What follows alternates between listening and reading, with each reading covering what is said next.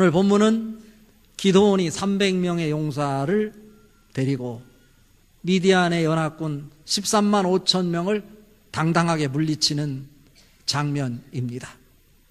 이러한 일이 어떻게 가능할 수 있을까? 상상할 수 없는 일인데 기드온은 300명의 용사를 거느리고 그 일을 거뜬히 감당해내고 있습니다. 그 영적 비밀이 어디에 있을까? 우리는 찾아봐야 합니다. 오늘 기드온이 미디안의 연합군 13만 5천 명 앞에 서 있습니다. 무엇을 들고 서 있습니까? 빈 항아리와 횃불과 나팔입니다. 이 모습을 볼 때 황당합니다. 그들은 칼과 창을 가지고 훈련된 용사들입니다. 그런데 기드온은 지금 빈 항아리, 횃불, 나팔을 들고 그들 앞에 서 있습니다. 왜 그렇습니까? 이 전쟁이 세상의 전쟁이 아니라 하나님이 싸우시는 전쟁이라고 하는 것을 누구보다도 잘 알고 있기 때문에 하나님의 말씀에 의지하여 믿음으로 그런 모습을 보이고 있는 것입니다. 자, 오늘 이 사건을 통해서 하나님이 우리에게 주시고자 하는 영적 메시지가 무엇인지 같이 살펴보며 은혜를 받고, 우리도 하나님의 은혜를 경험한 자로 하나님의 은혜의 경험 속에 감사를 만들어내고 감사 속에 사명을 붙들고 승리하는 여러분 될 수 있기를 바랍니다. 첫 번째로, 하나님의 형상을 회복하는 일입니다. 오늘 읽은 말씀 중에 16절과 19절 말씀 같이 읽어봅니다. 300명을 세 대로 나누어 각 손에 나팔과 빈 항아리를 들리고 항아리 안에는 횃불을 감추게 하고 기드온과 그와 함께한 100명이 이경초의 진영 근처에 이른즉 바로 파수꾼들을 교대한 때라. 그들이 나팔을 불며 손에 가졌던 항아리를 부수니라 입니다. 여기서 횃불 무엇을 의미합니까? 성령과 하나님의 말씀을 상징합니다. 나팔, 승리와 선교를 의미합니다. 나팔을 불므로 인해서 승리를 선포하는 거죠. 승리의 선포는 선교입니다.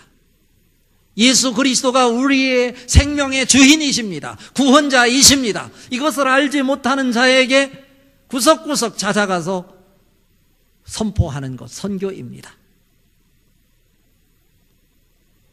빈 항아리는 무엇을 의미합니까? 빈 항아리는 무엇으로 만들어졌나요? 빈 항아리는 흙으로 만들어졌어요. 질그릇이라고 할 수 있습니다. 여기서 빈 항아리는 우리를 상징합니다. 하나님이 사람을 만들 때 흙으로 만드셨어요. 그런데 중요한 것은 단순히 흙 그 자체만으로 끝나지 않는다는 거죠. 창세기 2장 7절에 보면 여호와 하나님이 흙으로, 땅의 흙으로 사람을 지으시고 생기를 그 코에 불어넣으시니 사람이 생명이 되니라 말씀하고 있습니다. 생명이 무엇입니까? 생명은 살아있는 영이라는 것입니다. 우리가 육체를 입고 살아가지만 이 보여지는 육체가 우리의 모습이 아니라 그 속에 담겨 있는 하나님이 부어주신 영적인 생명이 더 중요하다라고 하는 말씀입니다. 그 영적 생명이 밖으로 드러나 표출될 수 있도록 하라는 말씀입니다. 빈 항아리를 깼다고 하는 것은 무엇을 얘기합니까? 우리의 몸이 항아리와 같은 질그릇으로 흙으로 만들어졌을 것인데 이 흙 속에 담겨 있는 것이 우리의 고집, 아집, 자아, 자존심이 담겨 있는 것입니다. 하나님의 사람으로 서기 위해서는 십자가 앞에 나의 자아, 자존심, 이 질그릇을 깨트리지 않으면 우리 속에 담겨 있는 성령님, 하나님의 말씀이 횃불로 드러나지 않는다는 것입니다. 기드온이 미디안 연합군을 물리칠 수 있었던 것은 빈 항아리가 아닙니다. 빈 항아리 속에 담겨있는 횃불이 빈 항아리가 깨짐으로 밖으로 표출되어 보여질 때 그들에게 혼란을 만들 수 있었습니다. 여러분, 빈 항아리로 살지 않기를 바랍니다. 여러분, 자존심 때문에 인생을 더럽히는 자 되지 말고, 인생을 망치는 자 되지 말고, 여러분, 자아는 여러분의 영혼을 담아내기 위한 그릇에 불과한 것입니다. 고린도후서 4장 6절 7절에 이렇게 말씀합니다. 어두운데 빛이 비추라 말씀하신 그 하나님께서 예수 그리스도의 얼굴에 있는 하나님의 영광을 아는 빛을 우리 마음에 비추셨느니라. 우리가 이 보배를 질그릇에 가졌으니 이는 심히 큰 능력은 하나님에게 있고 우리에게 있지 아니함을 알게 하려 함이라 말씀하고 있습니다. 우리 질그릇은 아무것도 아닙니다. 중요한 건 우리 속에 담겨있는 하나님의 능력이 중요한 것입니다. 하나님의 능력인 성령님, 햇불인 하나님의 말씀이 질그릇이 깨짐으로 세상 앞에, 하나님 앞에 드러날 수 있게 하시기를 바랍니다. 그것이 우리가 해야 될 사명이다, 이런 말씀입니다. 우리가 잘 아는 예수님의 제자 가운데 가룟 유다라는 사람이 있습니다. 그는 머리도 좋았습니다. 똘똘한 자였습니다. 아는 것이 많습니다. 계산도 빠릅니다. 그래서 예수님께서 그 가룟 유다를 회계를 맡겼습니다. 돈을 관리하도록 맡겼습니다. 그런데 그에게 한 가지 모자란 것이 있었습니다. 그것이 뭐냐면 자기의 자아를 깨트리지 못하는 일이었습니다.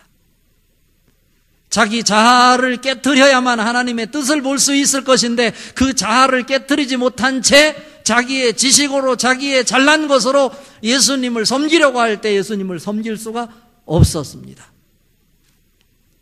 가룟 유다는 어떤 사람입니까? 세상 사람들에게는 감추고 12 제자에게만 보여주었던 하늘의 비밀을 직접 들은 자가 가룟 유다입니다.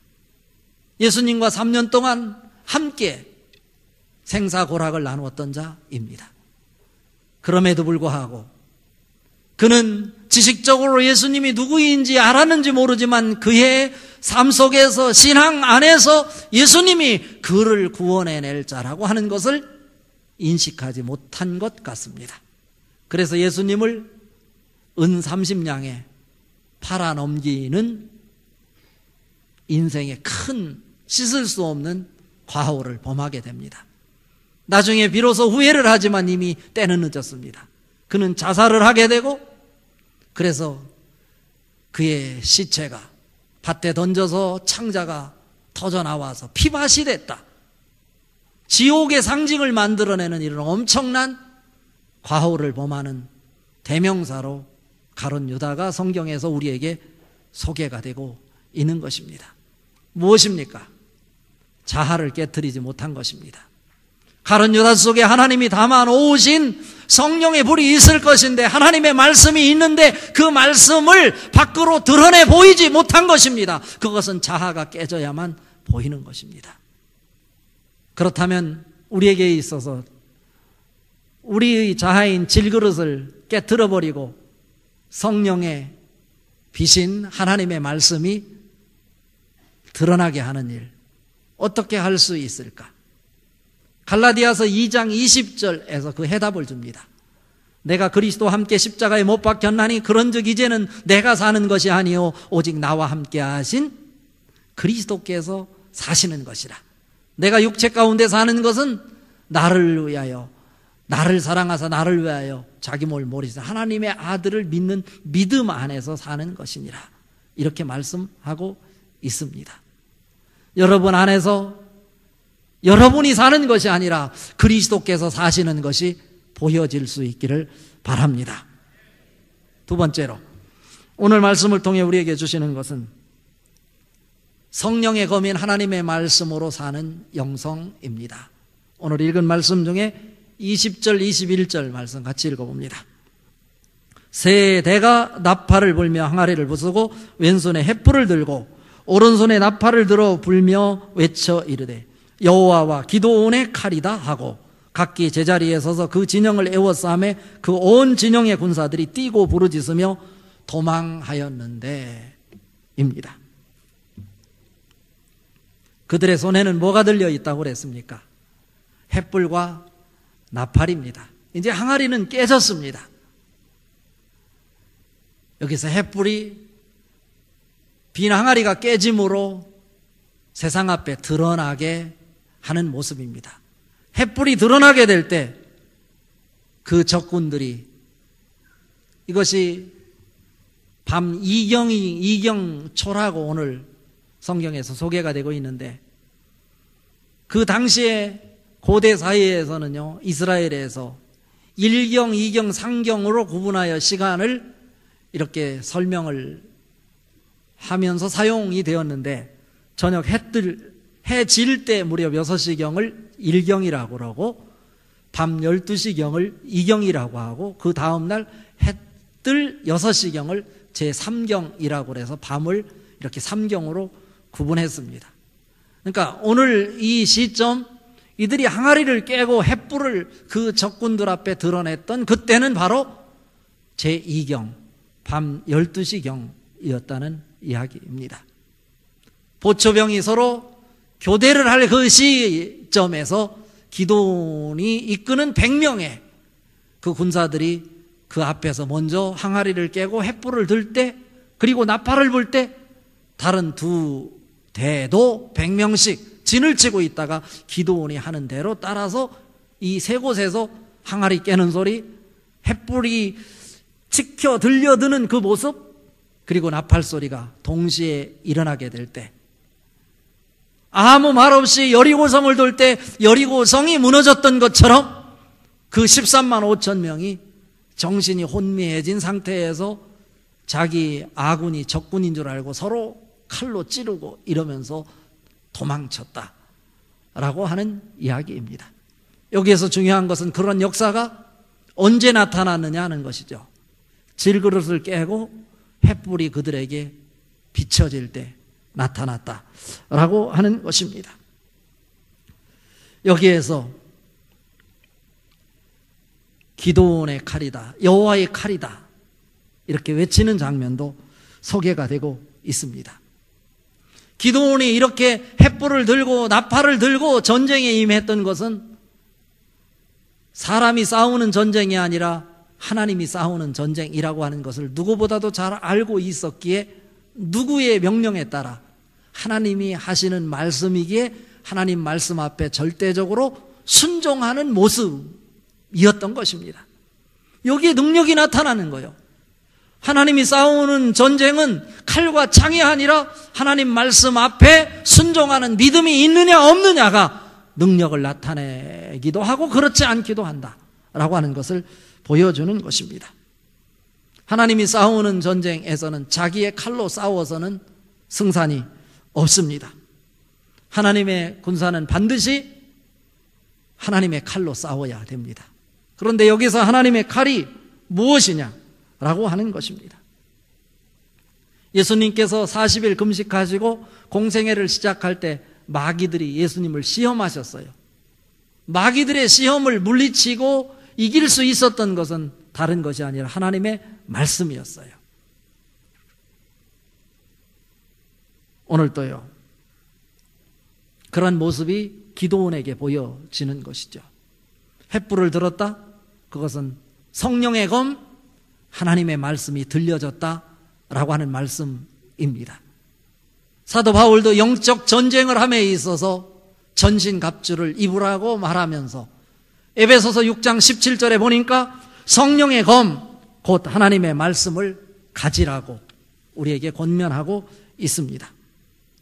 기드온에게 여호와의 검이 있었다면 우리에게는 성령의 검, 곧 하나님의 말씀이 있습니다.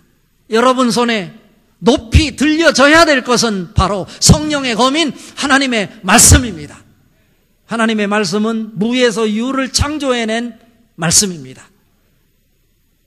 죽은 자를 살려낸 치유의 말씀입니다. 능력의 말씀입니다.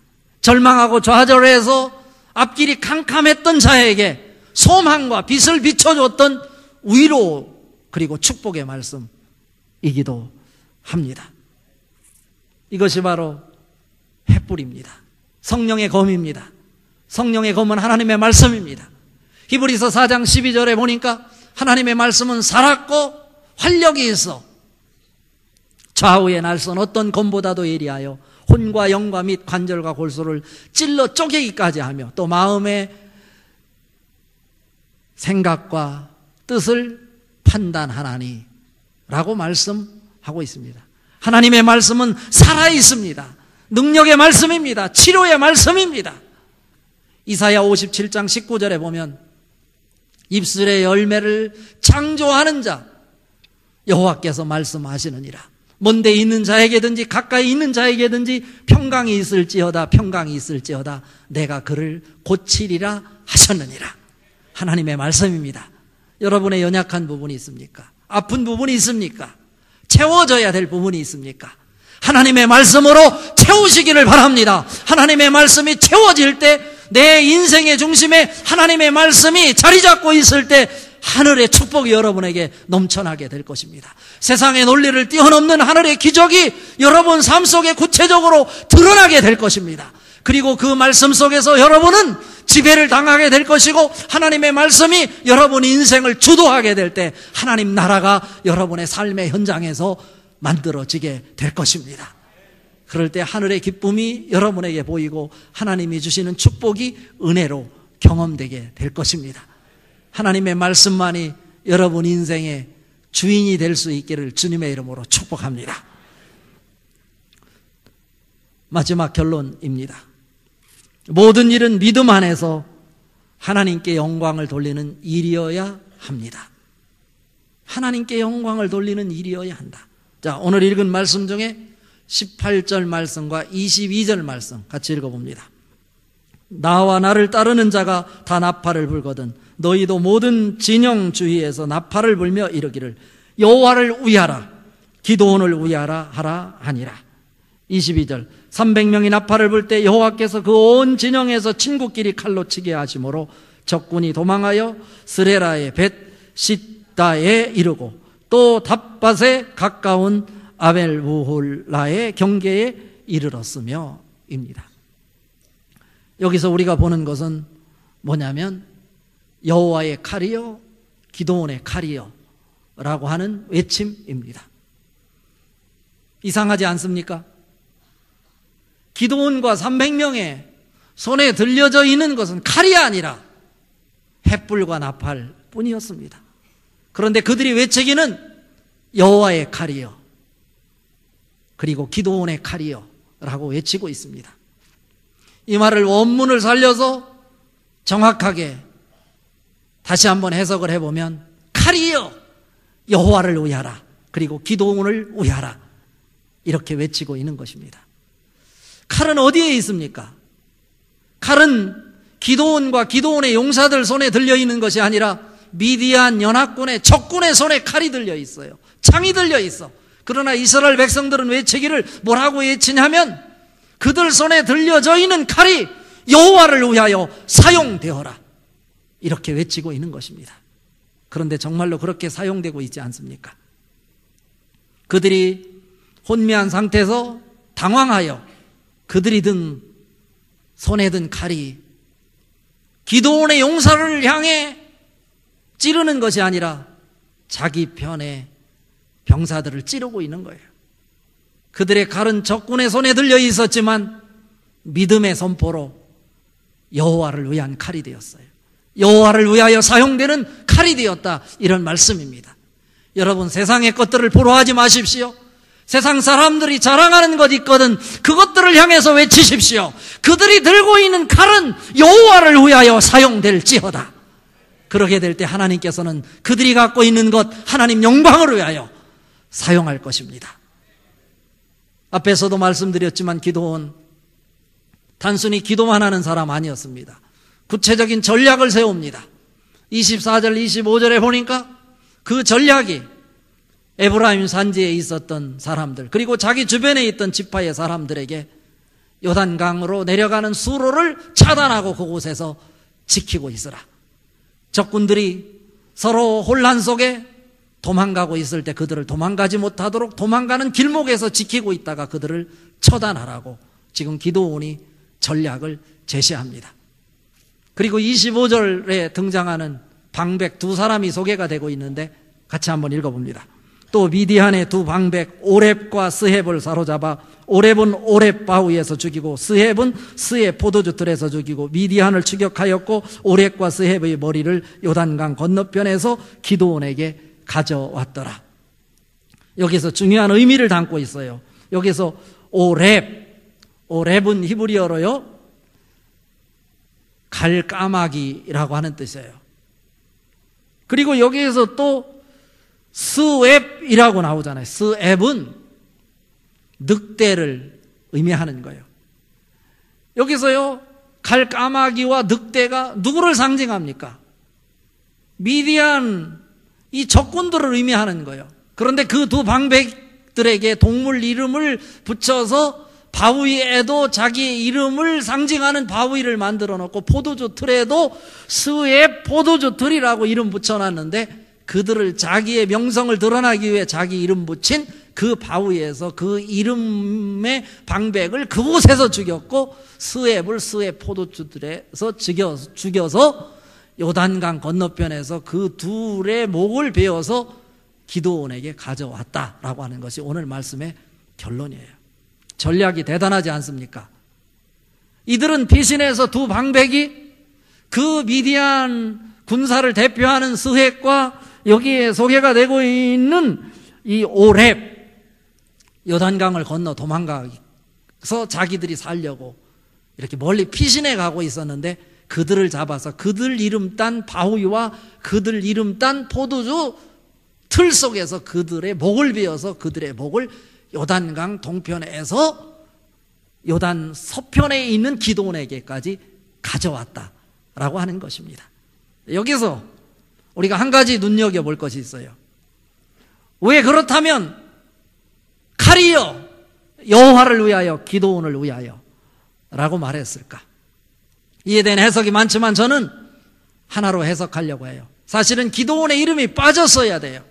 그런데 저는 다시 한번 억지로 해석해 본다면 기드온이 하나님의 이름을 위하여 싸우는 것이니까 기드온을 위하여는 기드온 자신을 위한 것이 아니라 하나님 영광을 위하여로 해석할 수 있다고 보는 것입니다. 그들이 어떤 모습으로든지 횃불을 들고서 하나님의 말씀으로 믿음으로 전쟁하여 승리했을 때 그 영광은 오직 칼이요 오직 여호와만을 위하여로 외쳐져야 된다라고 하는 말씀입니다. 종교개혁자들이 내세웠던 4대 주제가 있었습니다. 오직 하나님께 영광, 솔리 데오 글로리아예요. 그리고 솔라 그라티아 오직 은혜, 솔라 피데 오직 은혜, 솔라 스쿠랍띠라 스쿠랍두라 라고 하는 이것은 뭐냐면 오직 성경, 오직 말씀이라는 거예요. 여러분이 삶 속에서 하나님 말씀 붙잡고 살아가되 믿음으로 하나님 안에서 성령으로 승리하되 그 여러분의 승리는 여러분의 지식과 경험으로 한 것이 아니라 하나님이 이기게 하심으로 승리하셨음을 고백하면서 입술을 통해서 하나님 은혜를 경험한 자가 감사를 고백하되 오직 하나님께만 영광을 돌리는 여러분 삶이 될 수 있기를 주님의 이름으로 축복합니다.